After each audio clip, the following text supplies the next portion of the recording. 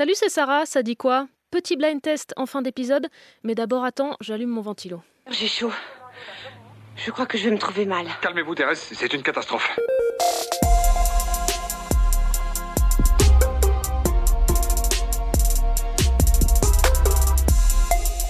Je sais pas toi, mais moi ça fait quelques jours que j'ai vraiment du mal à dormir tellement il fait chaud.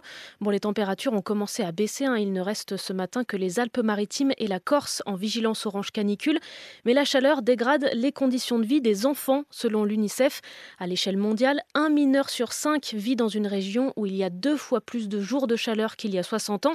Quelques exemples avec mon collègue Guillaume Fariol. Les enfants d'Afrique de l'Ouest et centrale, Mali, Niger, Sénégal, sont les plus fréquemment frappés par les fortes températures, près de 200 jours par an. Et en France, ça donne quoi ? 12,5 millions d'enfants sont 2 fois plus exposés aux vagues de chaleur qu'il y a 60 ans, en particulier dans le quart sud-est du pays. Et ce réchauffement climatique augmente les risques que les bébés soient trop légers à la naissance, que les enfants ne se développent pas bien.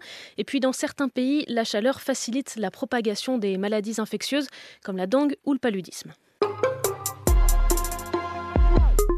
Une scène qui a choqué beaucoup de monde hier.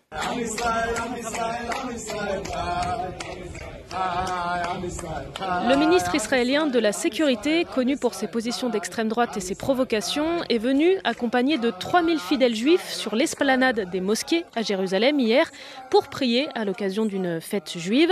Sauf que depuis 1967, il y a un statu quo, une règle concernant cet endroit. Il regroupe plusieurs sites et monuments chrétiens, juifs et musulmans, comme le Dôme du Rocher ou la mosquée Al-Aqsa. Les non-musulmans ont le droit d'y venir, mais à des heures précises et sans prier.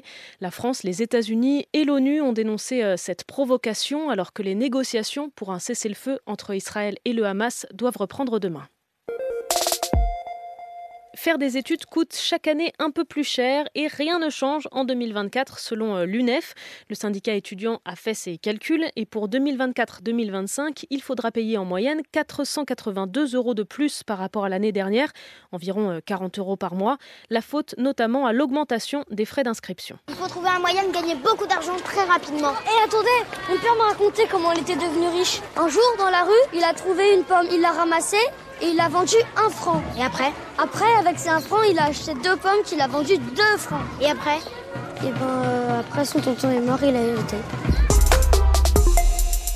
Tu les as peut-être vus passer sur les réseaux, des singes, un rhinocéros, des pélicans. Ce sont les dernières œuvres de Banksy qui ont fleuri dans les rues de Londres. Et depuis 9 jours, tout le monde y va de sa supposition sur le sens de cette série. C'est peut-être sur la déforestation, les animaux qui perdent leur habitat ou le dérèglement climatique. On peut y mettre ce qu'on veut en fait. Et c'est ça qui est intéressant avec Banksy. Les infos sont tristes et anxiogènes. Je pense qu'il veut juste donner aux gens quelque chose de sympa à regarder. La dernière en date est apparue hier, un gorille qui soulève une bâche pour libérer d'autres animaux. Tout ça tagué sur le rideau métallique du zoo de Londres. Alors plusieurs de ces œuvres ont été volées ou dégradées. Les responsables du zoo promettent que celle-ci sera protégée. Surtout que selon la BBC, qui dit tenir ces infos de l'équipe de l'artiste, c'est bien celle-ci la dernière de la série. On l'avait presque oublié pendant les Jeux, mais ça y est, il est de retour. Bonjour. Salut Kylian, ça va et toi? Kylian Mbappé doit faire ses débuts avec le Real Madrid ce soir en Supercoupe d'Europe face à l'Atalanta Bergame.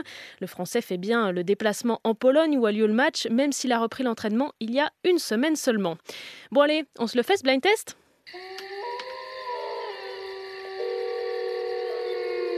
Tu l'as ?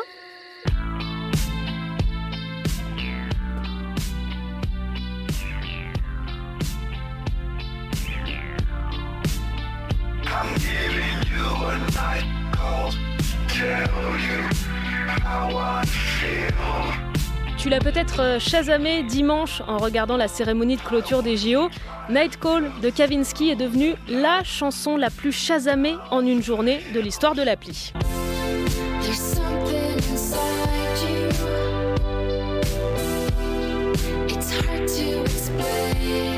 Alors là, je t'ai mis la version originale qui fait partie de la bande originale du film Drive. Mais pendant la cérémonie, c'était bien Angèle qui interprétait le refrain. Le précédent record, c'était ça. Petit indice, ça date aussi des Jeux.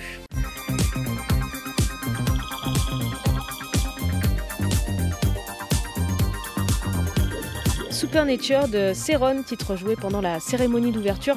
Vivement celle des Jeux paralympiques pour voir quel titre on va redécouvrir.